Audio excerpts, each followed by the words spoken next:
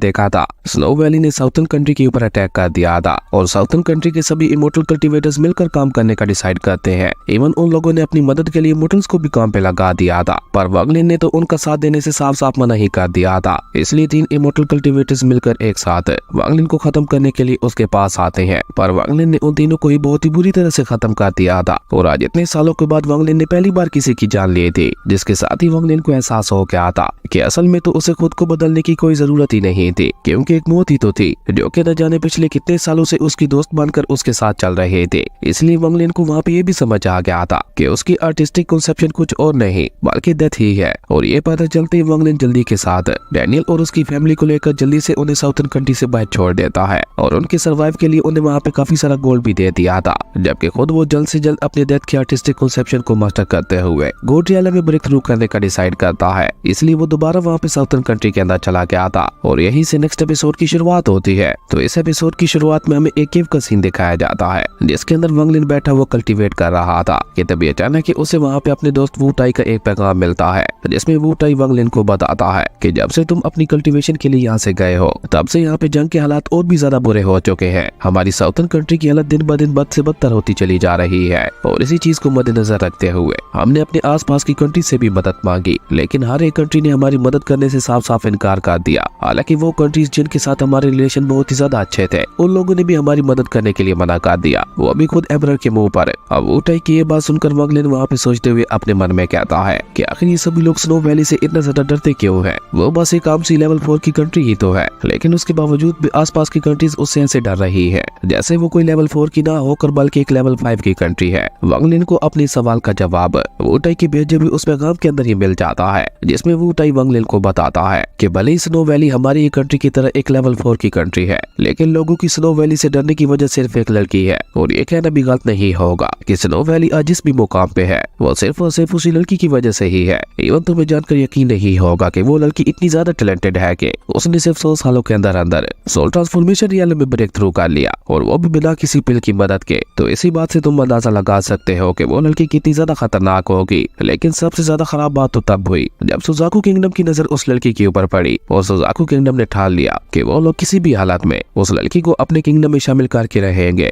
लेकिन Suzaku kingdom को join करने से पहले उस लड़की ने सिर्फ एक ही शर्त रखी कि वो स्नो वैली को एक लेवल 5 की कंट्री बनाना चाहती है। उसके बाद कहीं जाकर वो सुजाकू किंगडम को ज्वाइन करेगी और इसके ऊपर उस लड़की ने जोर शोर से काम करना भी शुरू कर दिया है। लेकिन क्योंकि स्नो लैंड का एरिया बहुत ही ज्यादा कम है तो इसलिए उस लड़की ने सबसे पहले अपने स्नो लैंड की टेरिटरी को बढ़ाने का डिसाइड किया और उसके लिए उसने सबसे पहले चुना हमारी साउथर्न कंट्री को। तुम्हें पता ही होगा कि पिछले कुछ सालों से हमारी साउथर्न कंट्री में एक फर्नेस को लेकर जंग चल रही है। असल में इस फर्नेस को भी यहाँ पे भेजने के पीछे उसी लड़की का ही हाथ था, ताकि वो हमारी साउथर्न कंट्री के चारों फ्रैक्शंस को आपस में लड़वा सके और इस मौके का फायदा उठाकर वो हमारी साउथर्न कंट्री के ऊपर अटैक करते हुए उसे भी अपने कब्जे में ले ले। और ऊपर से अब स्नो लैंड का हमारे ऊपर अटैक करने का एक बहुत बड़ा रीजन है वो फर्नेस भी है। उस लड़की ने ये सब बहुत ही चालाकी के साथ और सोच समझ के किया है और हमारी साउथर्न कंट्री में जो बर्फ गिर रही है उसके पीछे भी स्नो वैली का ही हाथ है। स्नो वैली यहाँ पे स्नोफॉल के जरिए हमारी साउथर्न कंट्री को कमजोर करना चाहती है और मैं झूठ नहीं बोलूंगा, स्नो वैली इसमें भी काफी हद तक कामयाब हो चुकी है। और ऊपर से शायद तुम्हें ये भी नहीं पता होगा कि वो लड़की सोल ट्रांसफॉर्मेशन रियलम की कल्टीवेटर तो है ही, लेकिन उसी के साथ साथ उस लड़की के अंदर 5 एट्रीब्यूट की पावर्स भी है जो कि उसे और भी ज्यादा खतरनाक और पावरफुल बनाती है। अब वू टाई की ये सारी बातें सुनकर तो वांगलिन भी वहाँ पे सोच में पड़ जाता है। एक पल के लिए तो वो सोल ट्रांसफॉर्मेशन रियलम की कल्टीवेटर के साथ फाइट करते हुए उससे जीत भी सकता था, लेकिन ये खतरनाक लड़की तो वांगलिन को सोल ट्रांसफॉर्मेशन रियलम की कल्टीवेटर से भी ज्यादा पावरफुल दिखाई दे रहे थे। इवन वांगलिन वहाँ पे उस लड़की के बारे में सोचते हुए खुद से ही कहता है अगर मैं उस खतरनाक लड़की का सामना करता हूँ तो मेरा उसके सामने टिकने का कोई भी चांस नहीं है। इवन अगर मैं अपने फॉरबिडन सोल कैचिंग फ्लैग का भी इस्तेमाल करता हूँ तो उसके बावजूद भी मैं बहुत ही मुश्किल से उसके सामने सिर्फ अपनी ही जान बचा पाऊंगा। और ये सोचकर वांगलिन वहाँ पे वू टाई को याद करते हुए कहता है वू टाई मेरे दोस्त मुझे माफ कर देना, मैं अभी भी तुम्हारी कोई मदद नहीं कर सकता।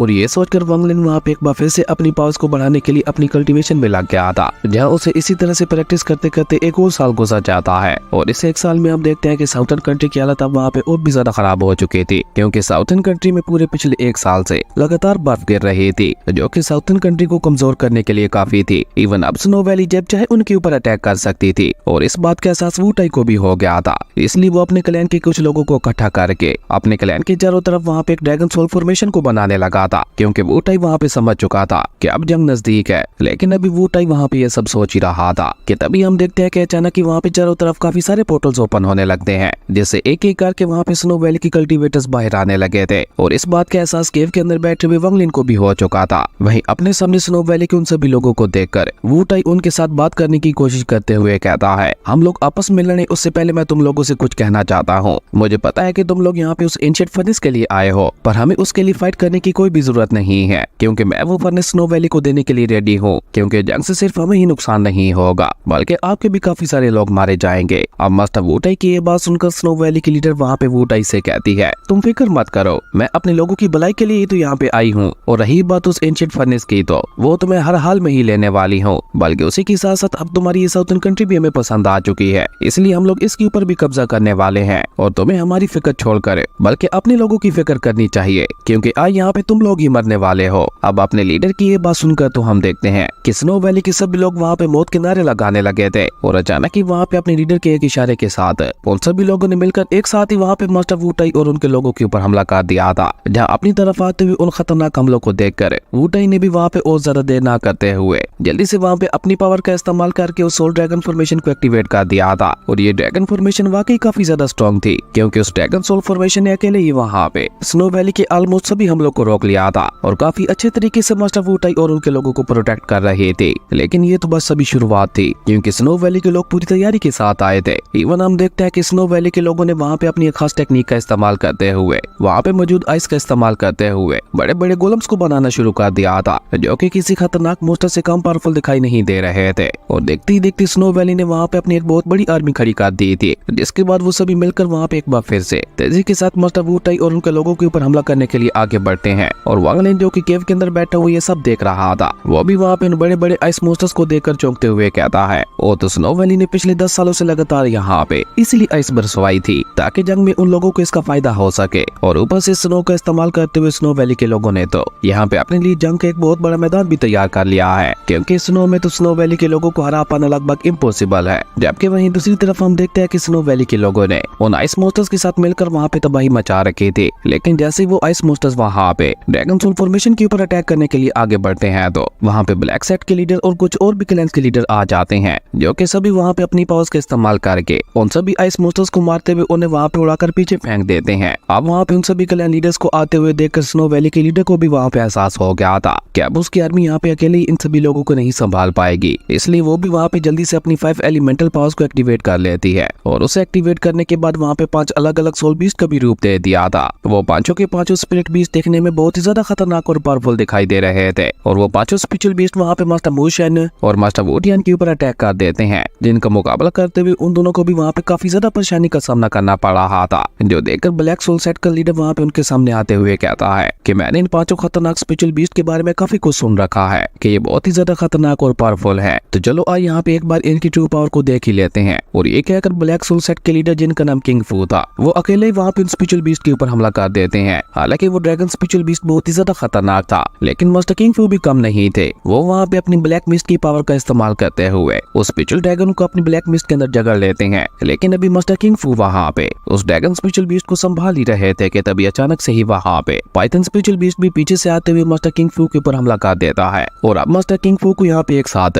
दो स्पिरिचुअल बीस्ट का मुकाबला करना पड़ रहा था। जबकि इसी बीच हम देखते हैं कि मौके का फायदा उठाकर स्पिरिचुअल फीनिक्स बीस्ट ने वहाँ पे अचानक ही वहाँ पे मास्टर वू टाई की ड्रैगन सोल फॉर्मेशन के ऊपर अटैक कर दिया था, जिसके अंदर हम देखते हैं कि धीरे धीरे वहाँ पे क्रैक्स भी आने लगे थे, जो देखकर मास्टर वू टाई भी जल्दी से वहाँ पे अपनी स्पिरिचुअल पावर का इस्तेमाल करते हुए अपनी ड्रैगन सोल फॉर्मेशन को दोबारा से ठीक कर देते हैं, जिसके चलते बेचारा वो स्पिरिचुअल फीनिक्स बीस्ट अपने इरादे में नाकाम हो गया था। लेकिन केव के अंदर बैठे हुए वांगलिन को तो ये सब बिल्कुल भी सही नहीं लग रहा था, क्योंकि वांगलिन वहाँ पे समझ चुका था कि अगर वहाँ पे ये सब ऐसा ही चलता रहा तो मास्टर वू टाई और उसके सभी साथी बहुत ही जल्द इस जंग में हार जाएंगे। क्योंकि जैसे जैसे स्नो वैली के लोग वहाँ पे मर रहे थे, स्नो वैली की उस लीडर को भी वहाँ पे बहुत ज्यादा गुस्सा आता जा रहा था। और गुस्सा होते ही अचानक उस लीडर ने वहाँ पे अपने सभी लोगों को अपने पीछे आने के लिए बोल दिया था, जहाँ वो अपने लोगों के साथ मिलकर एक बहुत ही ज्यादा खतरनाक फॉर्मेशन बना देती है, जिससे कई सेंट स्नो टावर निकल कर बाहर आता है। ये स्नो वैली के एक बहुत ही ज्यादा खतरनाक और जाना माना अटैक था, जिसके बारे में मास्टर वू टाई और उसके लोग भी अच्छी तरह से जानते थे, इसलिए वो सभी लोग भी मिलकर वहाँ पे उस आइस एंड स्नो टावर को रोकने के लिए अपना पूरा दम लगाने लगे थे। लेकिन अपना पूरा दम लगाने के बावजूद भी हम देखते हैं कि वो लोग वहाँ पे स्नो वैली के उस खतरनाक अटैक के सामने टिक नहीं पा रहे थे। और देखते ही देखते उस आइस एंड टावर की लेजर बीम वहाँ पे सीधा आकर वहाँ पे मास्टर वू टाई की ड्रैगन सोल फॉर्मेशन के साथ टकराती है, जो कि इतनी ज्यादा पावरफुल थी कि अब की बार उसे मास्टर वुटाई भी वहाँ पे नहीं संभाल पाते